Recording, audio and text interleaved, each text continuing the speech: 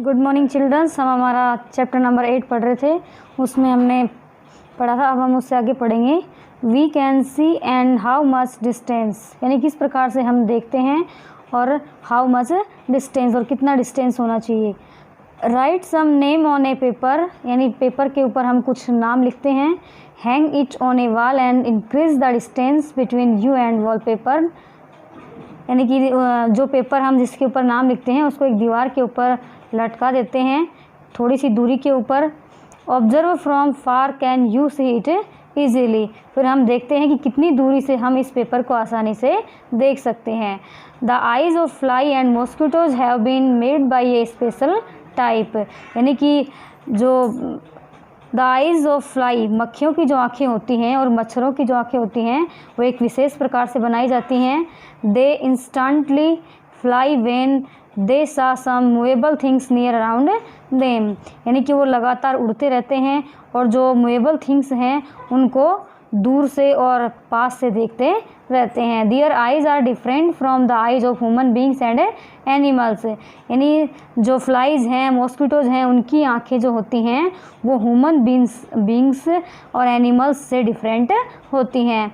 We have to turn our body to see behind us but a fly can see in all directions, यानी कि human body जो होती है वो सिर्फ केवल अपने सामने का देख सकते हैं, लेकिन जो फ्लाइज होती हैं वो सभी डायरेक्शंस के अंदर देख सकती हैं।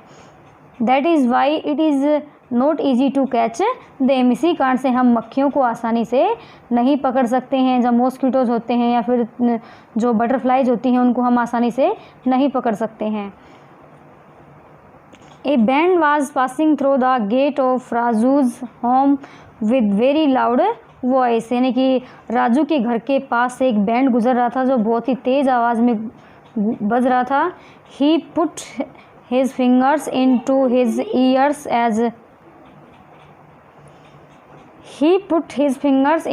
Years as volume was very high, यानी कि इतनी तेज़ आवाज़ में बैंड बज रहा था कि उसने अपनी उंगलियां अपने कानों में डाल ली।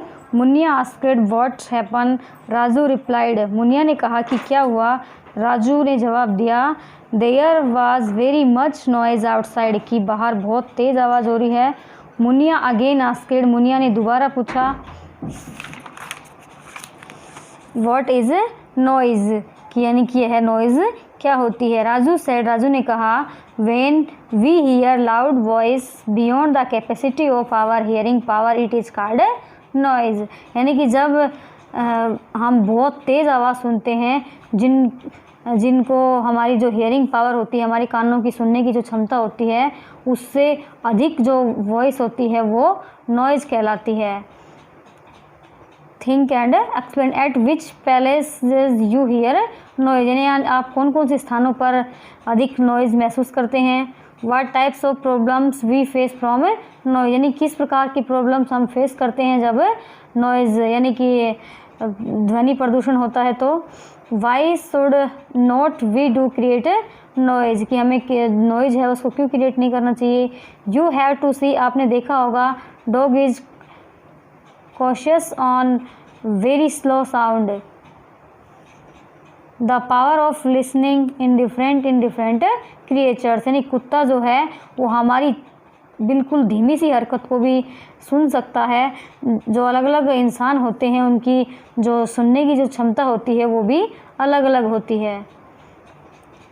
Think and explain, name some people whose footsteps can be recognized by you, यानी कि उन व्यक्तियों के नाम बताओ जिनके फुटस्टेप आप आसानी से पहचान सकते हैं।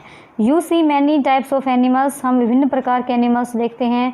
You can not find some animals in some particular seasons, यानी कि you can not find some animals, यानी कि हम कुछ जानवर हैं जिनको कुछ पर्टिकुलर सीजन होते हैं उनके अंदर ही पाते हैं, अदरवाइज़ वो एनिमल्स उसी सीजन में मिलते हैं, अदरवाइज़ नहीं मिलते। Fill the table in your copy that in which seasons you see gives creatures maximum, यानी कि हम ये पीछे नीचे जो टेबल दे रखी है animals name in which seasons they appear maximum, यानी कि उन जानवरों के नाम लिखने हैं जो मौसम के अंदर, जैसे कि लिजार्ड्स हैं वो कौन से मौसम में अपीयर होते हैं, स्नैक्स हैं वो कौन से सीज़न में अपीयर होते हैं, फ्रॉग्स हैं रेनी सीज़न के अंदर आते हैं, और जो स्नैक्स हैं वो समर सीज़न के अंदर आते हैं, लिजार्ड हैं वो भी समर सीज़न के अंदर।